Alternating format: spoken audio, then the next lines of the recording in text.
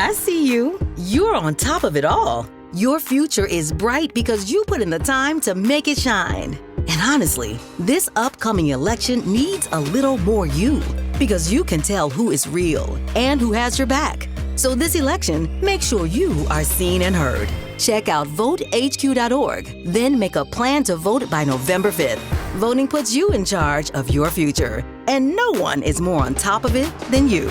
Paid for by American Independent Radio. You're listening to Sosbans and Sidesteps.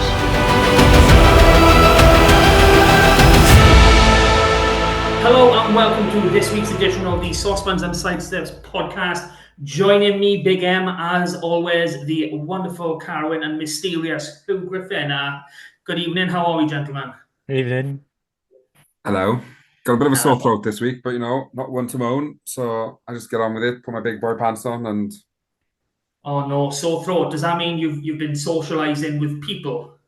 Yeah, they let me out of Wales, and I got a sore throat. So read into that what you will. I avoid socialising with people as much as I can. Don't you lie to me. You were telling me about your bloody amazing parties with people from all over the world. They're purely virtual. They're in the metaverse. Okay. Anyone had anything exciting this week, or should we dive straight into the game? Nothing as exciting as the game. Let's dive in. Nothing more exciting than the Scarlets winning. Scarlets won, just for the avoidance of doubt. Hey, do you think our listenership's going to be bigger or smaller than normal this week? Smaller, because we're all still out celebrating.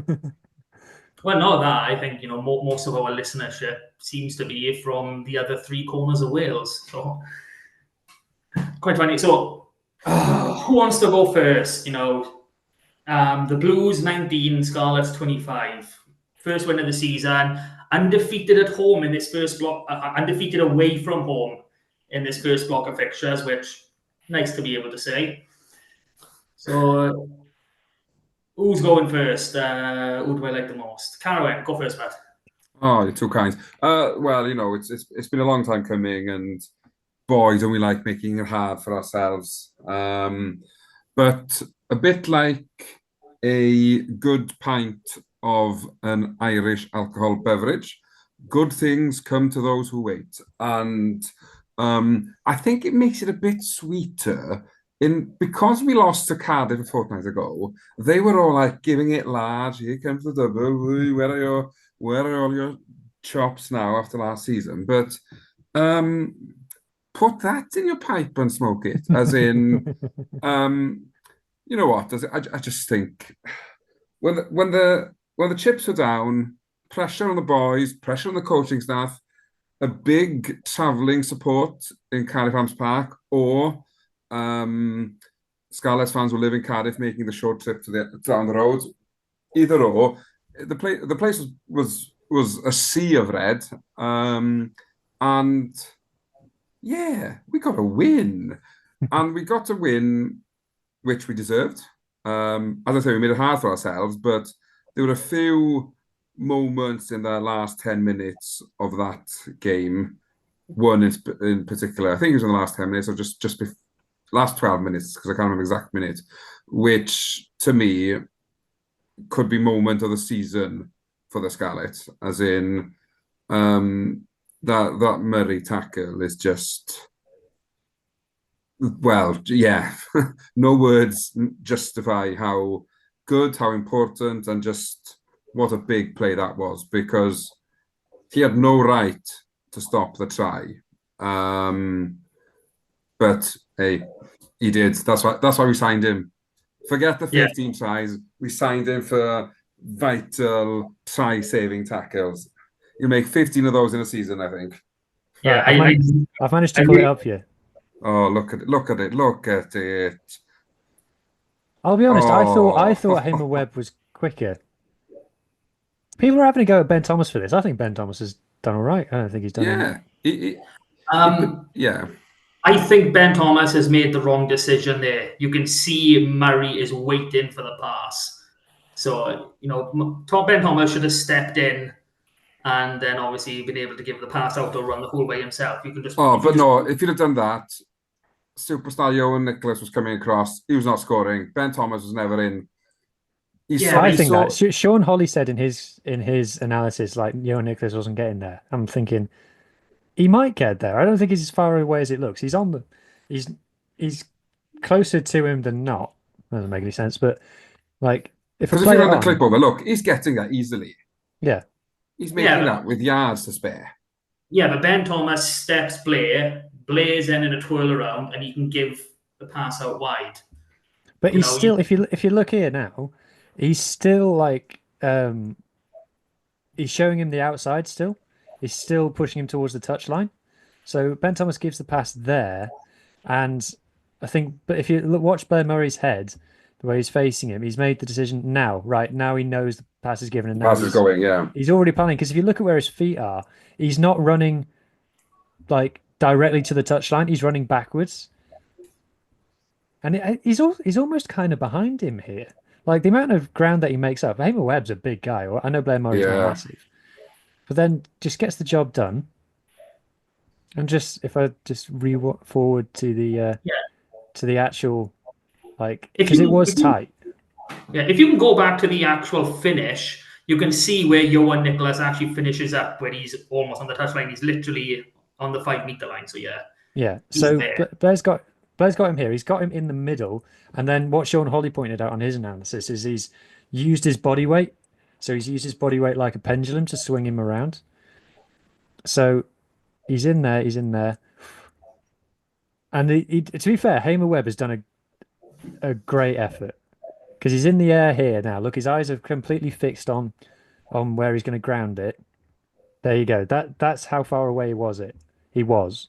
It's like a foot away from actually grounding it there. Oh, pity.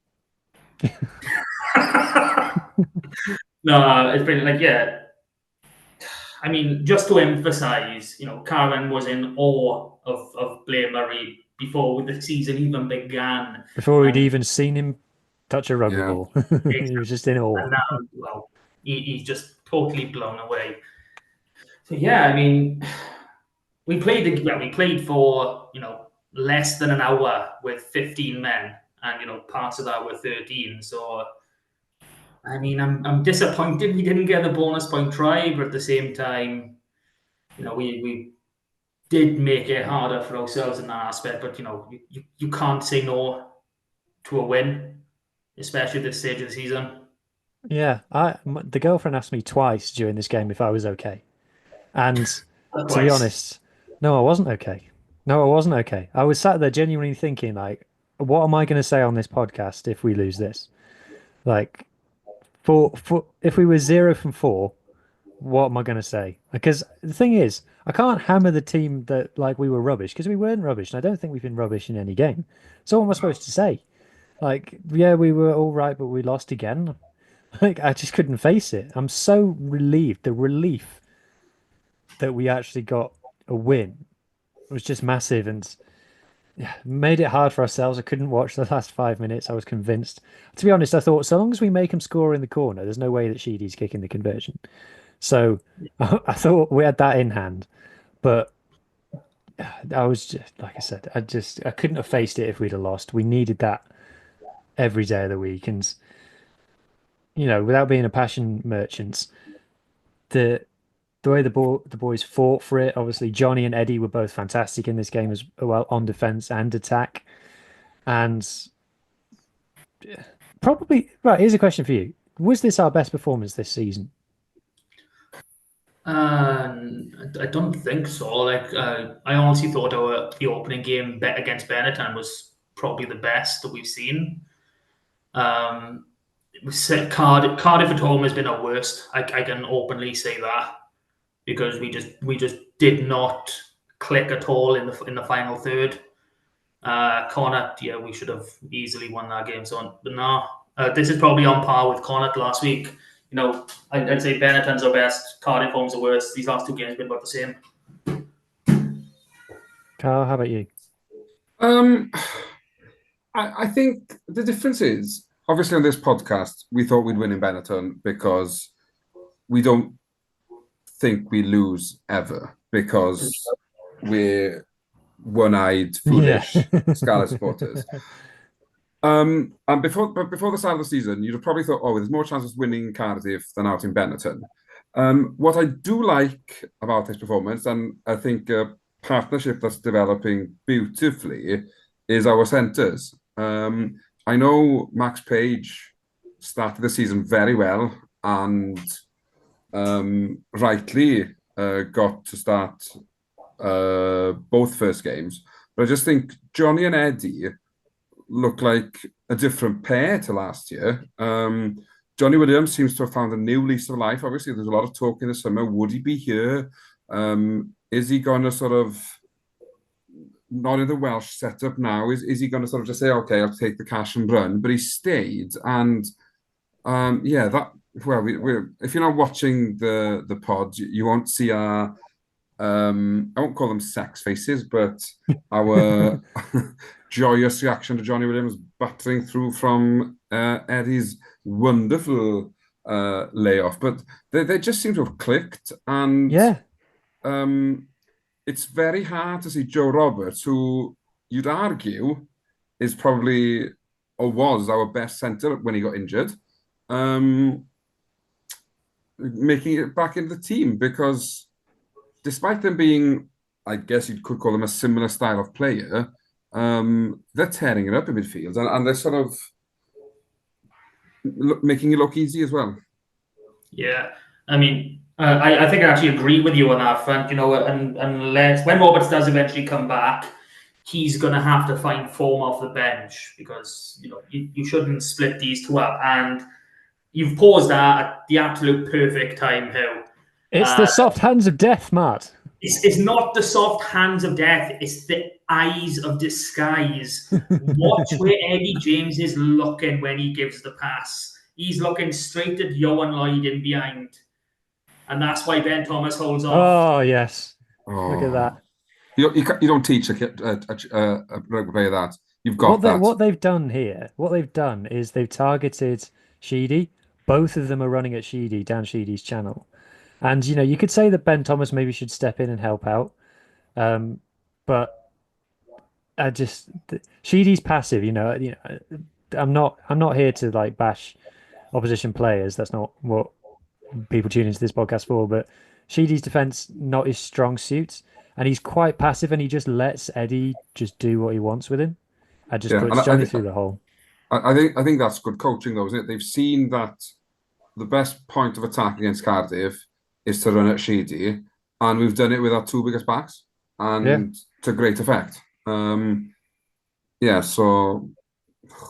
I could watch that. I could watch that try every day till the day I die and never get bored of it. I do think. I think when Joe comes back, though, he'll put on a performance and we'll go, oh yeah, you're really good. But we have gone from thinking, oh geez, do we even have a functional centre partnership? Do we need to play Joe Nicholas there? To we've actually got quite a few decent centres now. Was Max Page on the bench in this game? Yeah. Yes. Yeah. Didn't come on. Yeah, we'll talk about that in a bit. Now it's still we still have issues, even though we've won. Yeah. Yeah. There's so many different components to that, right? And it seems to be something that's working in terms of that second carrier, or albeit whatever you have, whether it's 12, 15, you know, playing that line with the soft hands of the men again. It seems to work quite effectively. We saw it with the Joe Roberts or was it another Johnny Williams try quite recently? Is something that functions really well in our attack. And obviously, we'd love to see more of it, but the more of it we do, the more it gets red. So, sprinklings over in each game. It's working well, and I'm happy to see it going forward. Yeah. Statistically, this game wasn't particularly interesting. It was a bit similar to the game in Cap last year, where about five. I remember doing a thread last year. 5 players had like amazing games last year, just individually, rather than it being a great team performance. And that's almost what happens this game as well. And I think, you know, we need to talk about him, Johan Lloyd. So we were all quite surprised, I think it's fair to say, when Sammy was on the bench and Lloyd started. But kind of justified Dwayne Peel's faith, really, and it's turned out to be a great selection choice by Dwayne in the end. Yeah, obviously we won. You can't say boo to a goose when you've made a decision and it's paid off. One thing I will say is obviously we know Johan's a runner. It's what he likes to do. He likes to beat people, and obviously he made the second try by doing a duck dodge, dip dive, and dodge. But I was surprised at how long he stayed on the pitch, especially after that Johnny Williams try being 25-12 up. Yeah. One thing I do like is the fact of having Sammy on the bench means that he's going to be coming on at 10. So we do have two different options at 10. Like, obviously, Johan Lloyd can play anywhere, and obviously 10 is one of them. But when he's on the bench, it's not even close to guaranteed he's coming on at 10. So we're only going to have one style of play for the whole game. With it this way around, okay, we've got two different game plans here. We're going to run everything essentially for the first, 40, 50, 60. And then, if we need the controlling head, we bring him on. So it's something I can appreciate in this moment. I think, though, it was a one-off, wasn't it? As in, I think it's good man management from Peel, realising Costello's been under the cosh a bit. He knocked on late in the last game. He's probably knackered because he's played so much rugby. So just take him off the firing line for an hour and give Lloyd, who's a very capable 10, a run out at outside half, and then change it back again. I think, I wouldn't be surprised if Costello plays the next 3-4 matches at 10 again now, just because he is on a move choice. As it stands, he's Wales's first choice. But I do think that was a good bit of player management by Peel and just taking him out the firing line and taking that pressure off his shoulders, because for the past 2-3 seasons he's probably felt the weight of Llanelli on his shoulders. And after all, he's still very, very young. So hats off to Dwayne with that call, as in brave, but paid off well for him. Yeah, I mean, one thing I do want to add in there is, he was pulled out of the first game because he was ill. So, we're only 3 weeks on for that. So you've still got to manage. It's still a return to play. He's still in that first 4 to 6 weeks, after coming back from something. So the management does have to be there, whether it was a small illness that takes you out for 48 hours or a massive knee injury, you've still got to pace yourself coming back. So, yeah, happy with that, Phil. Yeah. Like I said, not a statistically interesting game, and I think the fact that we went down to 13 skews the stats quite a lot, because it just meant the last 10 minutes was one-way traffic, and it just boosted all of Cardiff's stats. So not much to learn there. But what is interesting stats is for the season so far, just bear in mind all the conversations that we had last season around how the Scarlets play. Scarlets are currently in the URC ranked as the best kicking team. We have the second best line-out success, and we've won the most scrums in the URC after 4 rounds. Yeah. I don't know what's real anymore. Who are we? I don't get it. But Mark, before you just talk about that generally, I want to know your impression so far of our new tight head prop, Henry Thomas, who looks like a warrior at the end of the game, bleeding all over the place, jogging around. Honestly, I had planned a lot of Henry Thomas content in this, and one mistake he made throughout the entire game, which somehow led to someone else getting a yellow card. I'm still a bit baffled by that. But he was outstanding, and he absolutely smashed Edburn. There's no other way to describe what he did. It's like I started doing a little scrum count as I was watching it. The first one, Thomas won a penalty. The second one, obviously not all of our own ball. This is as it goes back and forth. The second one, he's got Burn under the cosh. The third one, he's just totally capitulated him. Honest to God. And this is something, if you watch the whole game as well, when, who was it that came on? It must have been it must have been Litterick. So obviously you're watching Henry Thomas's side of the scrum in the first half, and if you watch the way Ed Byrne hinges and goes down, that is a loose head hinging. And if you go to the second half and you then see Litterick going down, you see the difference between when the loose head is hinging and when the tight head is overextending.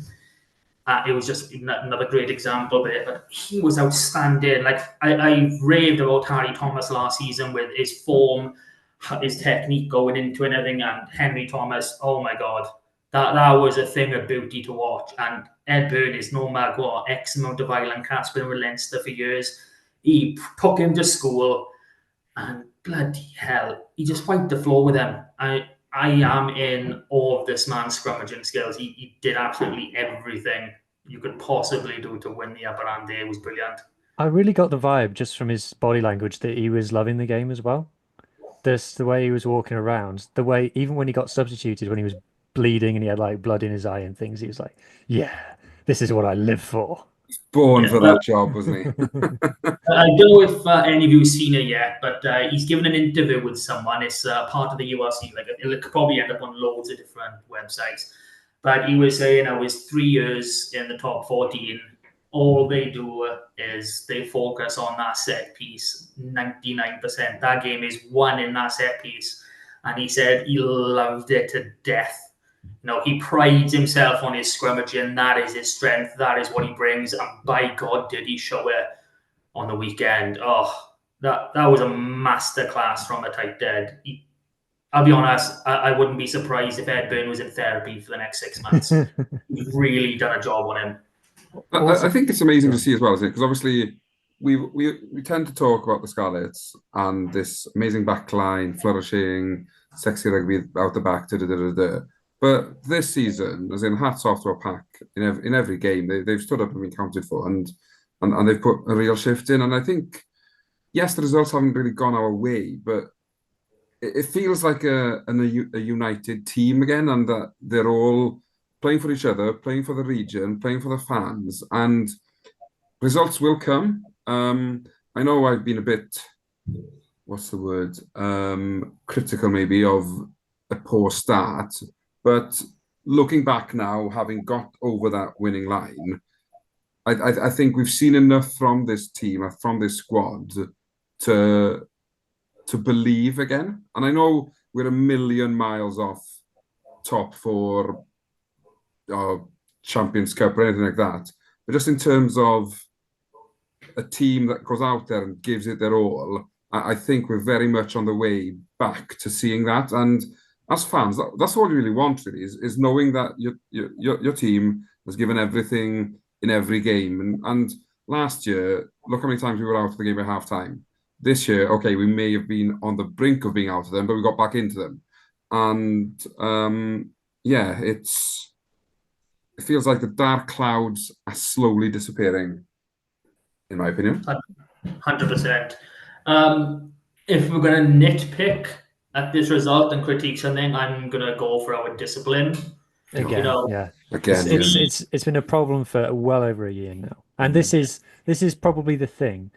We're just repeating ourselves every week, but discipline and bench usage are the two things that you can just point your finger at Dwayne Peel and say, you're getting this wrong at the moment. And 3 yellow cards in a game again, we're getting it wrong. I mean, I'd like to get each of your opinions on these yellow cards. I don't understand how Lousy was sent off. You very rarely see those. Ironically, the World Cup final is the only other game where I've seen a yellow card for lower limb, landing on the lower limb. Yeah, I have seen them given for land on the lower limb, but only when you're doing the croc roll. He didn't. He was cleaning out from the side, and Craig Evans specifically said, "You done the croc roll and landed on a limb." That didn't happen. And you've answered your own question why he was yellow carded there with 2 words. I won't say them because I don't want to get in trouble. But no, I actually brought this up online. I got a little bit of stick, but in all honesty, a lot of people sort of agreed. why are we having Welsh people referee Welsh derbies? They could be like, oh, understand at Christmas time, Boxing Day, New Year's, fair enough. But when we're flying South Africa and it's to referee a bloody Scotland-Italy club game, why are we not getting an Irish or a Scottish ref down to do a Welsh club game mid-season? It's not festive. There's no reason to it, and unconscious bias is always going to be there. You can just look at 12 penalties to 9, but one team had 3 yellow cards. One team was down to 13 men. They had a man lying literally across the rack, blocking the ball, not even making an attempt to move in front of the posts, and nothing has happened. Oh, you can see the ball. There's little instances like I know he wasn't great for either side. I'm never going to say he purposely goes out of his way to pin one side. I'm not that person. But you see little things and you're like, well, it's an easy remedy. With the yellow cards that we got, I think the comms made the point on the last one with the penalty try of they'd scored anyway. Like I haven't watched it a million times, but I believe they said like they had actually scored anyway. So, and he wasn't. Do you remember they gave the yellow card to the wrong man initially? Yeah, Sam Wainwright. Yeah. I mean, I've even watched that back, and I don't think Josh McLeod has actually pulled that down. I think it's just the force of the Cardiff pack coming through that's made him go over. I think that Tom Rogers was unlucky with his one. Harsh. Because if you watch it, because he's moving, he's not just stood there, he's moving. And when you move, you don't move like that with your arms down by your side, do you? You move with your arms up, and his arm is up before the Cardiff player throws the ball, before the Cardiff players release the ball. Tom Rogers' hand is there and it hits his hand. Like in football, for example, if that was a penalty, if that was in the penalty box, you wouldn't be giving a penalty for that. So for me, it's accidental. It's not the rule is deliberate knock on, isn't it? And it wasn't deliberate. Yeah. So yeah, I mean, whether or not it's a yellow card is the referee's discretion. You can give a penalty for that and not give a yellow card. It's not automatic. I think a different ref on a different day, yeah, we could probably give a penalty for VM, but we could have also seen us stay with 15 men for the full 80. But I think that's what we saw with the Josh McLeod's yellow card was he made his mind up that somebody was being binned, and that was that. There was no sort of thinking twice about it then. Even though they scored, he'd made the decision he was yellow carding somebody, and as you say, on a different day, that's just a try and we move on. But yeah, it's just I sometimes feel like they try and add spice to derbies with sin binnings and stuff when it doesn't. There's enough spice in these games anyway. There's enough going on in Welsh rugby that the man in the middle can just blow when he has to and let the games roll over because, yeah, these boys are playing for more than more than just pride at the moment, aren't they? So, fortunately, obviously, it didn't cost us the most important stat of all, which is that massive W that stays in the history books forever. And 5 in a row in cap. And yet again, Cardiff don't do the double over the Scarlets. I tell you one moment in this game where I was raging, like I was pacing around the house with how angry I was. Blair Murray's break up the left-hand touchline, passes it inside to Tane Plumtree. He's celebrating, the crowd are celebrating, I'm celebrating. What's his name? Millard comes out of nowhere, cuts him in half. We give away a penalty, we give away another penalty, we give away another penalty. We're in our own 22. Having, literally 30 seconds earlier, I thought that Tane Plumtree was running unopposed under the posts. Now we're in our own 22. We give away another penalty. Sheedy, to be fair to him, distributes it perfectly and they score in the corner. I was furious. I was like, we should be 2 scores up at half time and we're a bloody point behind. I can't believe it. Yeah. I've seen people look at that and say, oh, Plumtree should have done better. He should have headed to the corner. I don't think he had the time to do anything. I think he should have fended. I think he should have put his arm out and smash the bugger in his face. Yeah. I just looking at it from all the angles and when he's actually turning to physically see, I don't think he has the time to actually do anything. Yeah, Plumtree's got pace, and I wouldn't be surprised if he could do Millard. No disrespect to him, but Plumtree he is a bloody athlete. Same with the likes of Fifita. But it is what it is. We won in the end. That should have been our fourth try. Yeah. So just sorry, two last star performers. Cowdor, 4 tries in his last 2 games. Now joint record holder in the URC with Steph Evans for his most Scarlets tries. Still most try scoring scrum half in URC history. And we just mentioned him, Tame Plumtree is probably our player of the first 4 games so far. Best thing Cowdor did have a poor 250th game because he's a different beast since then. Yeah. He does need to kick the ball further, though. Yeah. Yeah. I mean, and he needs to buy Evan Jones flowers. Or something. In regards to in regards to the top try scorer, so there are 3 Scarlets in the top 5/6 because for this time top try scorers in this league's history. Obviously Cowdor, Steph Evans, and the magical DTH Van der Merwe. Canada legend.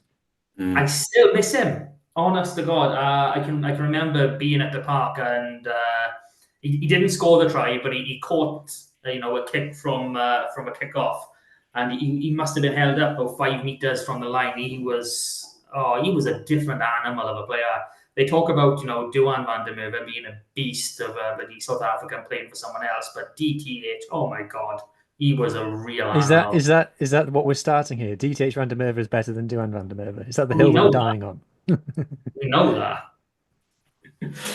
Yeah. So Johan Lloyd, man of the match. Obviously, already discussed Henry Thomas, absolute beast of a scrummager. Centers, Blair Murray. Who anyone else stand out? I mean, we're going into like double figures of players who stood out now. Alex Craig is a good player. Yeah, very good player. Kenzie Mathias is yet to be penalised at the scrum this season. I'm winning some for fun. He's really sort of impressed me and making a shout for just give me the shirt. There's no need to talk about it anymore. Just give me the number 1 shirt. Yeah, I've been very, very impressed by the way he started the season. Yeah, it's been downhill for Hepburn ever since he sat in between Archie and Charlie at that. Yeah, he spoiled the party. Lunch. This is what happens when you spoil a party. So that brings us kind of away from our first win of the season, and you've just sort of touched on it there with Alex Craig. Some rumors, some nasty rumors going around about him. Someone suggested he might be going up to Glasgow earlier because who is it? One of the Greys have left. Richie Gray, isn't it? One of the Greys have left, not one of the Greys, just making that clear. It's Scotland. What are your thoughts on this, boys? I'm a bit downbeaten, but I expected it to happen, just not this soon. So how do you want to really try and perk us up a bit? Obviously, he's been phenomenal for us. Our player of the season last season. He was a revelation. When we did our squad rater at the beginning of last season, we said points improved. We thought, oh, you think you're all big time coming here? I think you're just going to play second row for the Scarlets, do you? Well, we'll see about that. And then he was our player of the season. So, yeah, it looks like it's true, and it's a huge loss for us. To be fair, we were all questioning, weren't we? Why did we sign Max Douglas? Why did we need him if we got Lousy and Craig? Turns out it was a good idea that we did sign him.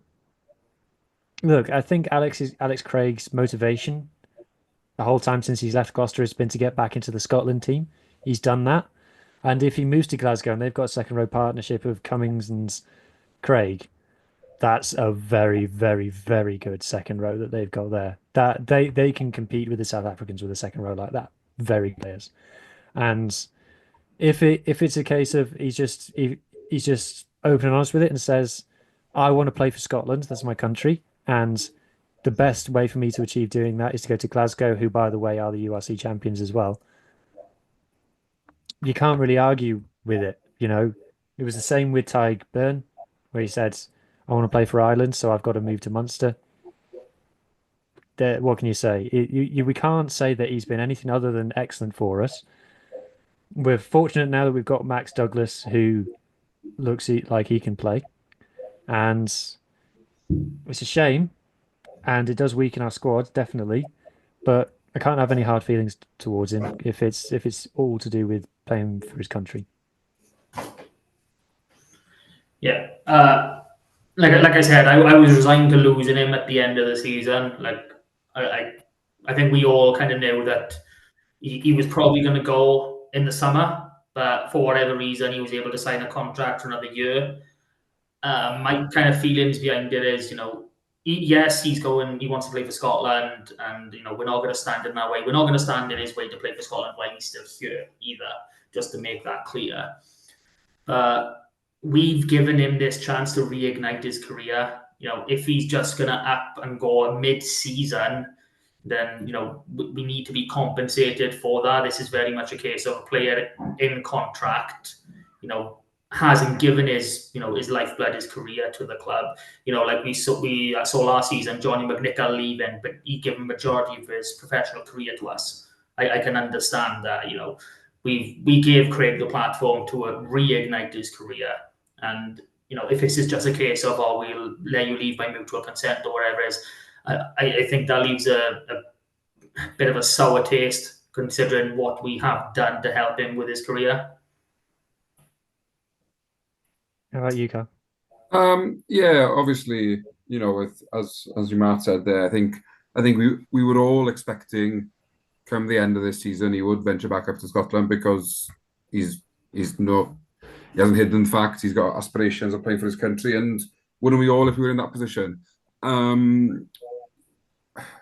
I do think yes, it'd be a loss, but I think we've recruited well, and with time, I think Douglas could become that link we've sort of seen in Craig and the type of player he is, and he certainly hit the ground running.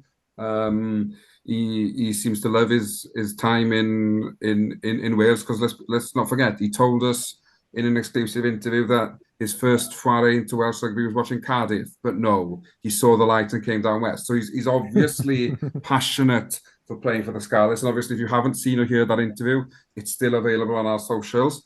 But yeah, as in losing a player like Craig, you're gonna feel the pinch.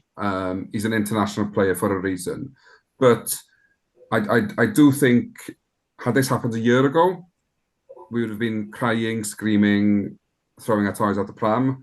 We might still do that, but I do think we're in a position where we can ask for the compensation we want, because hey, this is what we gave him. Now we need to get back from that.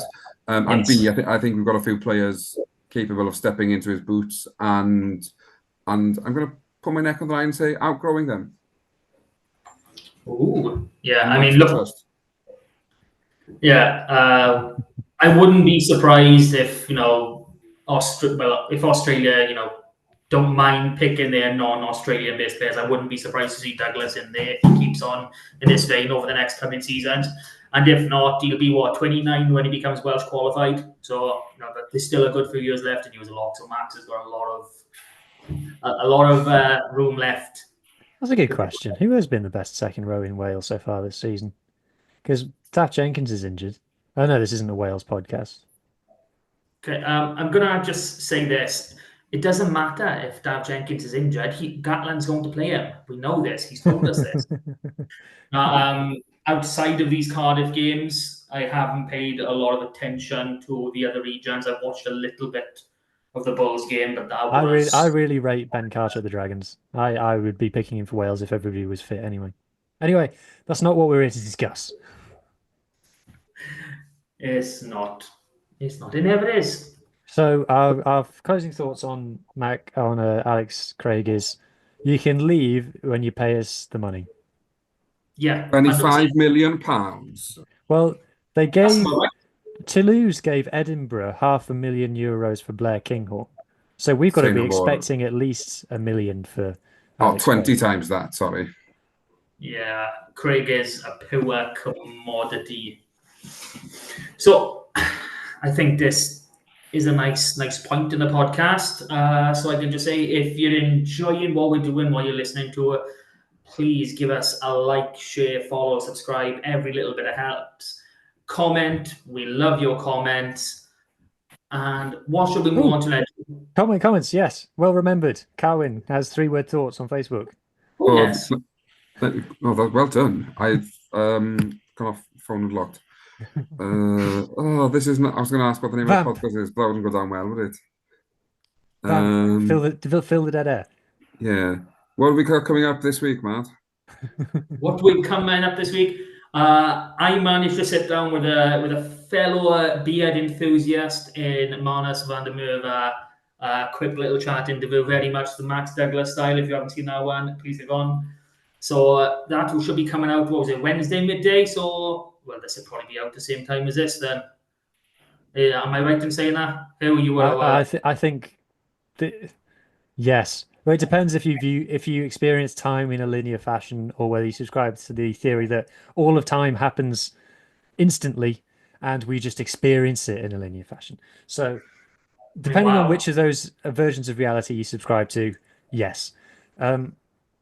Carwin, have you found any 3-word thoughts? I found the 3-word thoughts back in the game. Yes! Good padding, gents. Good padding. Right. So Owain Leclerc, who's a top fan, we did, and then one word really, really well. We'll take that. Sarah Greener, we needed that. Technically, Betty Hughes has sent 7 emojis, but there's only 3. So there's clap, thumbs up, and rugby ball. So clap, thumb, rugby. Ian Humphreys, super Scarlets. James Jones, at last Scarlets. Patty Race, much more determination. Andrew Goff, we love Cardiff. Yeah, don't we all? Don't we all? Mandy Tucker, Craig Evans, poor. Peter Davis, West is best. Oh, but Mandy's come back again. Great committed display. Daniel Owen, great game. Come on, Scarlets. I know it's 5 words, but we won, so I'm willing to forget the 3 words for now. Phil Breakspear, onwards and upwards. Paul Daniels, that bloody last. Isn't Phil Breakspear a referee? Think so. That sounds about right. I doesn't say that on his Facebook. Doesn't say that on his profile, so I cannot confirm nor deny if he's a referee. Simon Morris, exactly the same at bloody last. Gareth Young, win for Peel. Sean Sheep, finally still work-ons. Tony Barron's a lot better. And then we've got another one we did really, really well by Lewis David Charles Graucott. I hope I said the surname correct. Apologies if not. And Lee Patterson. And this is a good place to finish. Are we back? We're back. We're back in fashion. So some lovely 3-word thoughts in there, and it's just amazing now that we've got you reading them out, because I think either last season or whenever it was, we were discussing whether someone typing 100 counted as 2 words. Now we're letting like 50 go. It's brilliant. Only when we win against Cardiff. So I won't let more than 3 go again this season. If Carwin was a referee, he'd just be like, play on for everything. Play on. Yeah. If I didn't see it, it never happened. Exactly. So, is this a safe time for me to talk about the community, or do we have anything else first? The anything else will come after the community. Yeah, I think I need a break to breathe while you're through the community. Okay, I will share my beautiful screen. I'll tell you why I want to hear about the community. I want to hear about the mighty Quins on their rampant title charge. What is happening? The mighty Quins. All right, then we'll start at the beginning, which is always at the top, which is Super Rugby Cymru, SRC. If you want more details on these games, come and listen to the SRC podcast released on Thursdays. That's my real jam. So the first game we talk about was Llandovery heading to Newport for some Thursday night lights. Big game. Espedrec, yeah. And the one point I'm going to make is Llandovery have been having, quite a poor season by their own standard. They haven't been, getting thumped, but they're just really passive in letting games get away from them. So coming up against an undefeated Newport in Newport, not a Rodney Parade for some awful reason, which I'm not going to get into. So yeah, Llandovery winning 30 points to 28, and that might sound close to you, but it was literally the last 10 minutes. They were 30 points to 14 up, and they knew the win was in hand, and they let Newport back into it. Essentially, 30 sorry to interrupt you, Mr. Community. 30-14 up, or as we like to call it, the 6-point margin. The 6-point margin was coming onto that. Thank you very much. Yeah, I don't know what that is. If you win by 15 points or more in the SRC this season, you get an extra attacking bonus point. Even more incentive. Crazy, stupid rule. Yeah, nothing for defending teams. We don't like defending. We just want attack. Oh, who cares about defense? I care quite a lot. No Will Evans in this game? The Gingerbread Italic, not present? No Will Evans, no Morgan Jones either. So the boys we had representing in the 15 were Gabe Hawley, Ed Scragg. Nice to see him back. And the one and only superstar, Jack Davis. This was Gabe Hawley's, I believe, his first competitive start in a senior game of rugby. Boy, did he do a good job. Now, obviously, Henry Thomas, he's a lot older, a lot more experience, smashed his performance out of the water on Saturday. But I was really impressed with Hawley on Thursday. He really held his own in that scrum, and obviously against someone like Harry Fry, who's been around for a good while, played a good standard of rugby, you can't knock it.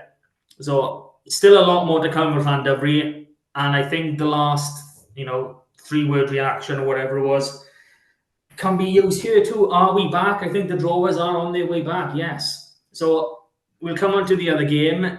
Carmarthen Quins at home to Pontypool. 41-31 win for the Quins. Straight in, boys we had represented in the 15, we had Keanu Evans, Gabriel McDonald and Yori Badam. And on the bench, we had Callum Woolley. Now, Hill, I know you want to hear more about this game, but you are going to have to wait a little bit longer. Honestly, why? Quins, because I'm not giving the full rundown here. You've got no chance. That's like 10 minutes of my talking time tomorrow. So Quins were awesome. And attacking wise, they seem to be really clicking this season. And it's something great to see. They are still undefeated at home. So Carmarthen Park, the Bowl, whatever you want to call it, is becoming a bit of a fortress. And I love to see it. So games for this week. For the Super Rugby Cymru, we've got Llandovery at home to Swansea.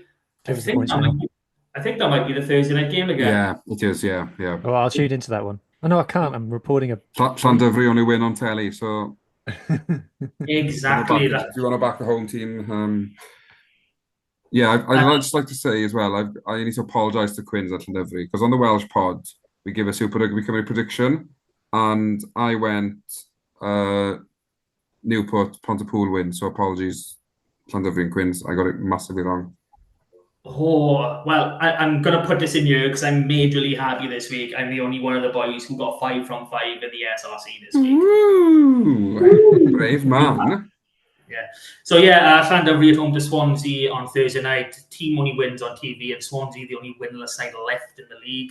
Then Carmarthen Quins are travelling north to RGC. That is going to be one hell of a tough game for them. RGC are not what we're used to. They have been very resurgent this season, beating the Drovers up there as well. So, nothing to be taken for granted. How are they getting there? They're going by helicopter? Aircraft I don't know. I don't know. I'm thinking ferry, really. I'd like to go around the whole island. That would probably take less time. Probably would. Probably what does a sad thing. Okay, dropping down into the proper community now. So we got Premiership Rugby, Llangennech winning 28-23 at home to Cardiff Met. Great win for there. Newcastle Emlyn putting up a show against Neath at home, but going down 48-27 in the end. And Narberth... Can he be relegated from the Premiership this season? That is a good question. And I'm going to pause and leave it at that. Because I'm not 100% sure. This probably should be, because with 13 teams, it can't be done anymore. I'm not liking it. I don't think the teams are liking it. But I'd have to find out that one for you. Ready for... Tune in tomorrow night to Super Rugby Cymru to find out more. Yeah, Endless plug for you, Matt. Endless. I'm really happy now. So Narberth made the trip down east to the House of Pain, and they experienced a bit of a battering at Sardis against Pontypridd, 52-23. This is not the Narberth we know and love. Llangennech seem to be the best performing team in this league, and I wouldn't have backed that at the start of the year. So fixtures... No, I was just going to ask you, Matt. Do you think it's a case with the Premiership, especially, that the fact you've got a mix of teams who have been playing at the top level for donkey's years, and then you got a few teams maybe who this is their first venture into the Premiership, and they're just taking a bit of time to get used to the increase in intensity and sort of what's coming back towards you? Yeah, 100%. Well, 100%. What was that? 100% agree with it, especially with the top three teams. Merthyr and Ponty seem miles, and I mean miles above everyone else, and then Neath are best of the rest just behind them. Narberth, I don't know what's going on. No, I expect them to be around the same levels as Bargoed, but it's not quite going that way so far this season. But, long old season to come. We're only a few games in, so they will pick up. Fixtures for this week, we've got Narberth at home to Newbridge, Llangennech travelling to Bonamine, and Newcastle Emlyn travelling to Cross Keys. That's going to be a tasty one for us to keep an eye on. Championship West now, Crymych going down 29-32 at home to Gowerton, and Ammanford winning 48-22 away to Meister Quins. Llethley Wanderers with a bye. Love a bye. This week, Crymych are travelling to Tondi, Ammanford at home to Ystadllefair, and Llethley Wanderers back in action at home to Dunvan. Can you give me a shout when Ystadllefair are playing Dunvan? Because that is the Griffin family derby. I'm sorry, you've just been removed to the Oswezili podcast. Yeah, no worries. Okay. Don't swear on this podcast. I can assure you that my grandfather did not support them. Moving on. Yeah. I'm thinking he was probably a Gosainan boy at heart, and he really emigrated a bit further west, like they all do down there. Okay, we'll drop down into one west now. Bury Port with a massive 63-41 win at home to Pencloud. St Clair's travelling well, 30-17 win away at Ponta de Lais. Tenby winning the top of the table clash, 27-12 at home to Aberystwyth.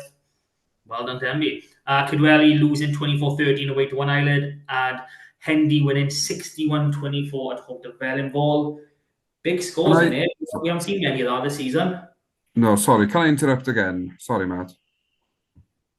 I'm waiting. Come on. All right. Just want to give a shout out to St Clair's here, because their captain, Jack Howells, signed by Quins to the SRC, and they ventured upon their lives without him. And hey. You're moving into SRC territory here, Matt. Come on. Well, just want to congratulate him on the move, but also St Clair's on picking up a big win without their talisman for the last few seasons.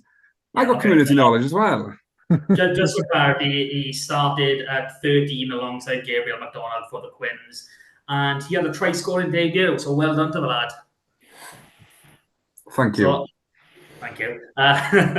Fixtures for this week: Aberystwyth at home to One Island, Wellingborough at home to Ponta de Lais, St Clair's at home to Pencloud, Bury Port travel to Tenby. Kidwelly were meant to be hosting Hendy, but that fixture has been moved to the 22nd of March. Not 100% sure why, but obviously weddings, funerals, it's normally something of that nature. Division 2 West, Carmarthen Athletic winning 38-10 at home to Whitland. Lampeter against Milford postponed. I think this is now more than one game Milford have postponed, so a bit of a concern there.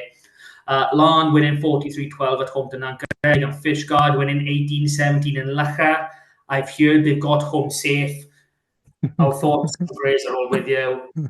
Carry on for the season. Betters with a bye in this round. So this Saturday's rugby now. Fishguard at home to Larne. Carmarthen Athletic with a daunting trip down to Lacha. Milford at home to Betos, Nancaredig hosting Lambda, and Whitland get the bye. Probably a good time for a bye for Whitland. Really, I get sad every time I see a Whitland result lately. It's not nice. According to Wikipedia, Mike Phillips' last ever game of rugby was for Whitland. Yeah.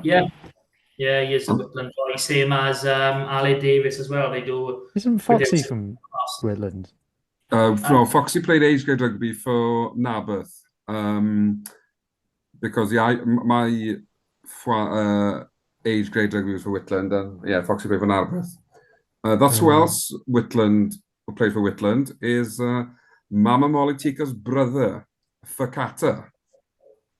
Ooh, we're getting some really niche knowledge here. I'm liking this. Good quiz question for you. Okay, to West Central now. Burnham, the only team in there that ever we're interested in. They picked up a win 35-20 at home to Resolve. They travel away this week. Now, I've never actually read this team, so I don't know if it's Maesteg Celtic or Maesteg Celtic. Can someone help me out here, or are you all in the dark? I'd have gone Maesteg Celtic. Yeah, don't they call the golf place Celtic Manor? Yeah. But that sounds strange saying Maesteg in a West Central division, but I don't make the geographical maps of the WRU. We've had map conversations on this podcast, and it just made things worse. Yeah, like, to be honest, Bridgend are somehow involved with a Western team, so that says enough. Okay, 3 West, Tumble winning 31-29 away to Cardigan. Kevin Nathan and Haverfordwest playing out a 17-all draw in Kevin Nathan. Aberaeron, Aberaeron winning 34-5 away to Llandilo. Llangarrog winning 43-12 at home to Army United. To Croes winning 33-70 at home to Ponteberem. This week, Army United are hosting to Croes. Llandilo travel to Cardigan. Haverfordwest hosting Aberaeron. Kevin Nathan travelling to Ponteberem. A very, very long trip for them, if you know it. Tumble hosting Llangadog. For West Day, Pembroke Dock Quins winning 48-17 away to Llanybudder. Narberth Athletic winning 29-17 at home to Pembroke. Neyland and St David's postponed. St David's put a post out. They've got some injuries, players unavailable through work, and a funeral.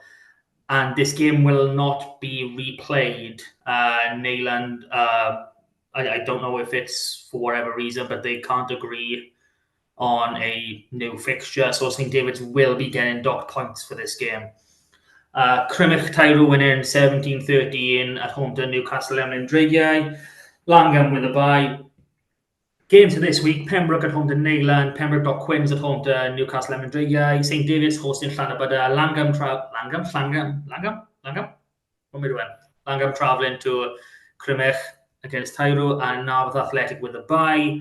For Westby, Furness winning 31-18 at home to Llandibby. New Dock Stars Hill winning 45-12 at home to Binya. Thanks for coming, Binya. Don't let the door hit you on the way out. This is brilliant. I'm so glad that the YouTube viewers can't see your faces. Can they still see your faces? Because I'm the one who's talking. Oh, great. Trimsaran winning 50-28 away to Pennebank. Pontiacs winning 48-26 at home to Pantavannan, and Tregaron going down 25-30 at home to Fall Bay. Fixtures for this week: Binya at home to Furness, Pennebank travel to Fall Bay, Llandibby hosting Pantavannan, Tregaron hosting Pontiacs, and New Dock Stars travelling to Trimsaran. Jiffy Davis, your boys are going to take one hell of a beating. Boom. Dewar Shield is back this week for the final round of regional fixtures. Carmarthen schools are hosting RGC West. Pembroke schools, who will be going into the Dewar Shield proper knockouts, travel to Clechy, and Mynydd Mawr hosting Ceredigion. That brings everything to a close for the community game. And that was fun. We had a lot more input this week. I like it. Yeah, I'm starting to remember the teams from week to week. It's only taken, a year and a half? Yeah. You've done well. Yeah, do you want some 4 West B goss as well while we're at it? Go for it. So Pontiacs obviously run away 48-26 winners against Pantavannon, but apparently 21 points were conceded by Pantavannon in the last 10. So it was on a knife edge after 70 minutes. Yeah, for those interested, Panther have done a very good write-up actually this week of all the first 5 matches, I think, including the big cup win. So yeah, enjoy that. Yeah, Very good. I will say this. I'm really happy to see Pantavan and where they are now playing back in the West Leagues. Same goes to Pennebank and Pontiac. Never understood how Pontiacs were playing in a West Central League when you got Trimsara and Pontevedra and all, they're literally touching them playing in the West. It just made no sense to me. But they're home. We just need to bring Brennaman home and I'm sorted for my leagues. I can get rid of one. Okay. Who I believe... Wait, yeah, before we go any further, we've had a letter. Does he remember that they lost 18-17 to Fishguard before he wrote this? It's from Jack from Lucker, or JFL, as he's now abbreviated to. He says this, book the open-top buses, roll out the marching bands, and declare a national holiday. The Scarlets have won a game of rugby. I have no doubt that your deluded podcast will expect them to win the World Cup next week. Well, as long as you keep playing this exciting, attacking rugby, you can count me out. Yours, Jack from Lucker. Well, that brings us nicely onto the next game, doesn't it, boys? Because we are actually playing the world champions next week. So, how do we think that's going to go? Well, I mean, I want to respond to Jack first. I mean, he knows the World Cup isn't next week, right? You know, but I do fully agree. Yes, we will win the first Club World Cup when it happens. I watched some of them against the Ospreys, and like I'm always going to be positive. I'm always going to say the Scarlets when they don't scare me. Like I've seen Leinster Really? teams. Yeah, I've seen Leinster teams, and I've seen La Rochelle. I've seen Yeah, but Toulouse. we were really good back then. No, I'm talking like in the last 10 years. I'm not talking about games Scarlets have played. I've seen teams that have gone, crap, we've got no chance against them. I'm like, I don't see that with this one. And looking at our record against South African teams at the park, we can do this. Come on, boys, we can do it. What is our record? I know you've been preparing this. Read it out to the people. Okay, so I won't go through each individual game. I'll just do a little one. So we've played 13 and we've won 10. The Bulls have never won at the park, and no South African side has ever won twice at the park. Our biggest losing margin is 5 points. So Is that the Stormers? That is the Stormers. That was the season they won the title, wasn't it? Yes, that was our last game of the season. It was the last game of the regular season. They won the title that season, and they only beat us by 5 points. And that was that was a Dwayne Peel Scarlets team as well, wasn't it? That was Dwayne Peel has done all the URC, I believe. Yeah, so I just added up and I forgot now. Well, yeah, Bulls and Sharks sort of lost by 5 points to both of them. Arguably should have beaten the Sharks in that game as well. But we perform at home against these South African teams. So I'm positive. I'm very positive. Yeah, we're winning. Come on. Do you have a perspective, Carwyn? To the listeners and viewers, Martin has lost the plot. No, he hasn't. As in, I do believe it'll be a very much a changed Bull side. I think with the big squad they've brought, on paper and based on last year's results, their first game, they'd argue, is their toughest on paper. And seeing as they did that I wouldn't say so easily, but seeing as they did that for most of the game with 14, or most of the second half with 14 men, they'll probably think the next 2 games will be a doddle, so they might play a few kids. I don't know. I know I shouldn't be thinking like this because we've just picked up our first win, but it's hard not to. It'll be hard. As in every game of this league is hard, let's be honest. Um, I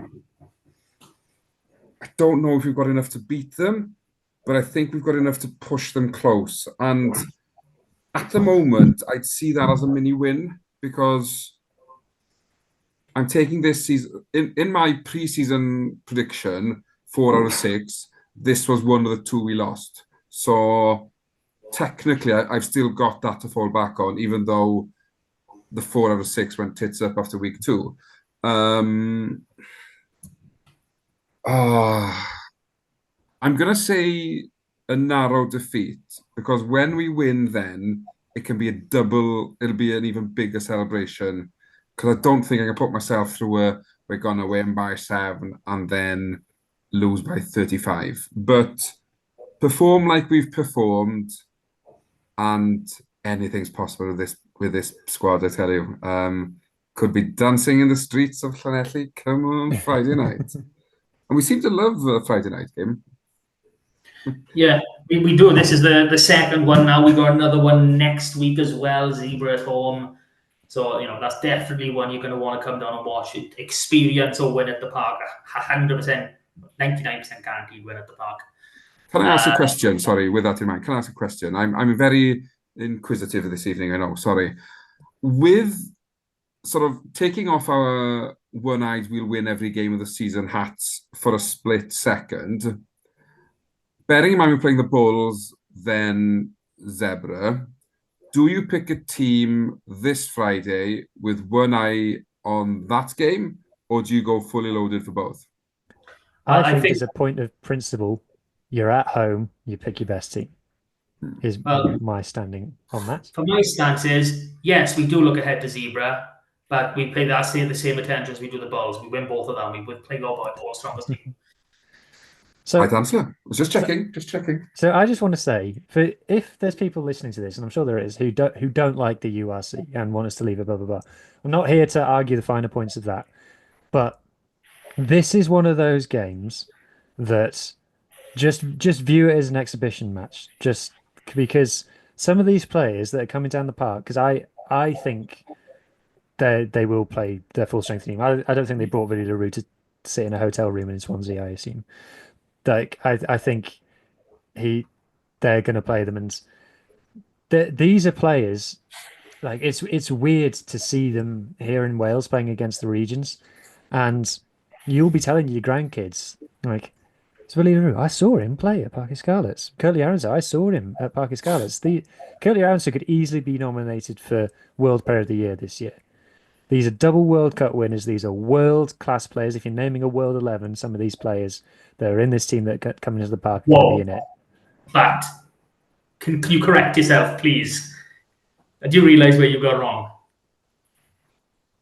Well, Blair Murray. I should be picking Blair Murray over No, Aronson. You said World 11. Oh, sorry. World 15. Sorry. Where is his mind at? Oh, my God. Okay, I thought you were going Blair Murray as well. I didn't click the 11. So if you're just a rugby fan, if you just love watching rugby, you got to get down to the park to watch this, because this is almost a once in a lifetime thing, seeing these players. The problem with the Bulls is, from the opposition point of view, is even if it's someone like Leinster are quite formulaic in how they play. Like these, like you could write it on a whiteboard. These 3 things. Watch out for this against Leinster. Against the Bulls, it's like 20 things that they could do to you. It's like, do we focus on set piece? Okay, well, they'll probably beat us in that, but at least they're weaker in the backs. Oh no, they've got world class backs. So this, what does the team meeting look like? Like Eddie and Johnny and Sammy and Nicholas are all sat in a room right now going, right, who's marking Curtly Aronson? Right, I'll mark Curtly Aronson, you mark Billy LaRue. Who's marking Caden Moody? No, shit. Okay, I'll mark Caden Moody, you mark Curtly Aronson, and Eddie, you mark Billy LaRue. Okay, who's marking Papier? Right, okay. Cowder, where's Cowder? Cowder, you're marking Billy LaRue. Like, it's just like you can't account for them. So it's a chat. We're going to hear the word learn and challenge and test a lot in the next 7 days. And That's just the reality of what this game is. So, question then, where are you heading with selection to play this game? Because I'll come to me last because I've got a very specific plan of how I'd approach selection for this game. Okay, guess that means I go first. I'm not changing a great deal. I do bring Costello back in. You already know my preferred back row. Tua Pilotu with Plumtree and McLeod, even though I will say that Davis and McLeod worked really well together in this game. Much improved there. And the only other change I would make in the 15 is I would start Sam Wainwright over Henry Thomas. And that is simply because the balls are stacked in the set piece. And if we bring on Sam Wainwright and Alec Hepburn together, that last 20 could be horrendous. And no disrespect to Wainwright or Hepburn. It's just at this minute, Kemsley and Henry are vastly superior in their positions, and I want to keep a steady balance in that strength of the scrum. You starting Marnus or Elias? Marnus. So everyone else is basically the same. So if I just run it through it all, it'd be bloody easier. So Nicholas, Rogers, Murray, Johnny and Eddie, Costello and Cowdor, Carwyn, Josh, Tain, Lousy, Craig, Wainwright, Marnus, and Matthias. Obviously, that switch on the bench with Wainwright and Henry Thomas. I bring Max Douglas back in. I bring Jared Taylor back in. Dan Davis drops to the bench with Johan Lloyd and Max Page, so a 6-2 split. What are you thinking, Garwin? Any changes to the 15 that played? And he said 11 then. Any changes to the 15 that played Cardiff? Not many. I'm going to try and think here like Dwayne Peel as opposed to like myself. I'd go. Well, I say that, but then I'm going to say I'd go 6-2 on the bench, and we all know Dwayne's probably not going to do that. But yeah, I think I would go 6-2 on the bench because we know what I know. They bring a lot in the back line, but South Africans bring so much grunt up front that you need boys hitting 100% throughout, and the more reinforcements we've got on the bench, the better that is. I don't think he'll change much. I think he'll pick. I think he'll start the same pack. He'll start. Let me just. I'm having a mare now. I say I'll start the same pack, but he may not. I probably would start Douglas instead of Craig because we don't know the situation at the moment. We don't know where his head's at. We don't know. He might be up in Glasgow training as we speak. We don't know. So I'd like to think we'd know that though. So I start Max Douglas. I'd start Costello. Mainly because I don't think Johan Lloyd's running dunk, dodge, dip, dive, dance, dart, whatever else he did, is probably going to work against the Bulls, and I don't want him to get slaughtered in midfield. But yeah, and I take the game to them. It's almost a free hit, this game, because nobody apart from Matt is expecting big things, I don't think. And I hope you're right, Matt, because it would give this pod a whole lot of credibility if you were the only one to predict a 5-point win for the Scarlets in terms of getting the bonus points. So I hope you are right. But yeah, a neat game plan. Don't deviate too much from the game plan. Stay in the game for as long as we can. And yeah, not too many changes for me. Okay, easy. Who's very specific game plan now? Yeah. Okay. So here's what we do. So the Bulls are going to come out of the blocks flying. They're probably going to score in the first 5 minutes. The thing that the Bulls always do is they start like a house on fire and they always dip in the second half. So what I would do is I would stack the bench. Now, I'm a big believer in if you play well, you keep your jersey.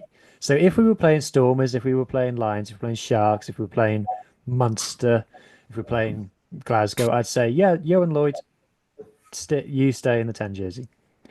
In that first 50 minutes, we're going to be doing a lot of defending, and we need our best defenders on the pitch. Sam Costello isn't just our best defensive 10, I think he's our best defender, full stop. So I would bring him in. I would stack the bench and unload the bench on 50 minutes. So that means that I would have Johan Lloyd on the bench. I would have Max Page on the bench. I would have Cowdor on the bench. I would start Evan Jones. I would have Sam Lousy on the bench, and I would go Alex Craig and Max Douglas just to have the two massive boys start the game. And then I would start with our best front row because we've got to just go at it. Or plan B, let's play Harry O'Connor. Because then he's injured and we'll go to uncontested scrums. That's doesn't work that way. Oh God, no. That's my plan, and I'm doubling down on it. That would definitely work. I am in agreement with you. We do need to stack the bench, but Dwayne's not gonna use the bench. Christ. All the games, Dwayne, this is the one. This is the one. But there's no way he's benching Cowder either. If that happens, I'll eat your hat. No, I won't say that now because he'll probably do it. Having listened to this pod, be like, I'll catch Carwin out. I can't see him dropping Cowder. I would also bench. I would start Carwin Tubelotu because again, defender. And I don't know who I'd drop. It is tough because the back row did go quite well. You can't. Plumtree's undroppable at the moment. I would probably drop Dan Davis to the bench. Because you're going to start your captain, aren't you? Yeah, or I would have Jared Taylor on the bench because I think he's got the potential to be a great. Oh yeah, or both with a 6-2. Come on, Dwayne. It's 2024. The 5-3 is dead, man. But that's my plan. That I think would rescue 2 losing bonus points against the Bulls. What? Ooh. What? 5 match points. It's 5 or nothing. That's how I feel. I'm pretty sure you're going to get at least one of those things, man. Yeah, and I'll give you a clue. It's not 5. Well, we can get 6. Super Rugby rules. Yeah. I can't disagree with too much. I do still feel positive enough to say that we can win this one. And winning this one is a marker. I think you win against this Bull side, and people start thinking, okay, maybe they are a bit more competitive than we expected. I will say that in all 4 games so far this season, our opposition has started the game kicking to touch and has ended the game taking the 3. Apart from Cardiff, who can't kick goals, but that is a trend. So if we can force the Bulls into taking the 3 rather than kicking for touch, that's a moral victory. We've worked wonders. Yeah, but they're very much like Glasgow. They won't kick unless they really, really have to. They've got Akko van der Merwe on the bench. He was in the Premiership final like 2 seasons ago, starting for Sale, and now he's the second best hooker at the second best team in the URC. Crazy. Got Cameron Hanekom on the bench. He'd start for Wales. Wouldn't start for us. Carwin all the way, and that's you, not Tubelotu. Standard. Yeah, I'm always going to be positive. I do think we can win this one. I don't think we will win this one. I'm hoping to get on there. I'm hoping to maybe see one of you down there as well. Like you said, Hugh, there's not many opportunities to see these Bulls players play at Parc Scarlets. They could be leaving for a different team in the summer. They might not even be back for another 2 years. Who knows where this is going? But it's going to be a hell of a show to watch. And I, for one, I'm very excited to see what we produce. Me too. Me 3. I think it's just gone flat. So you two are being boring. Bull supporters in this episode. I'm the only one backing our boys for the win. I'm disgusted. And on that point, You haven't I asked think me we- my prediction, actually. Who? What is your prediction? Scarlets by 2. Yes! Carwyn, Yeah. are you ready for bed? I'm going to be optimistic. Balls by 9. No, okay. Let's have a sacked. Not even sacked in the morning. He's been sacked right now. We beat the Bulls by 9 in the first time we had them at the park. So, have you seen the squad they've got staying in a hotel just off Luffer Bridge? yeah, it's nothing, man. Oh man, That must be weird. That must be weird. Someone has seen Curtly Aronson in a co-op in Swansea. Like buying a Russell. Yeah. Did Whether you they actually... they sell biltongs in Lidl. they'll have been in there. Yeah, like, I'm going to be honest, these boys are paid South African wages. There's no chance in hell they're shopping in a co-op.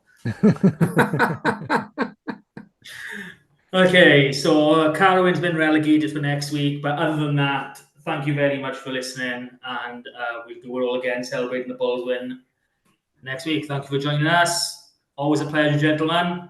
Bye. Yeah. Bye.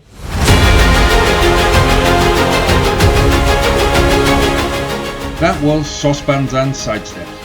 Please rate, review and share on socials if you can, and join us again next week for more of the same. And until then, enjoy your rugby.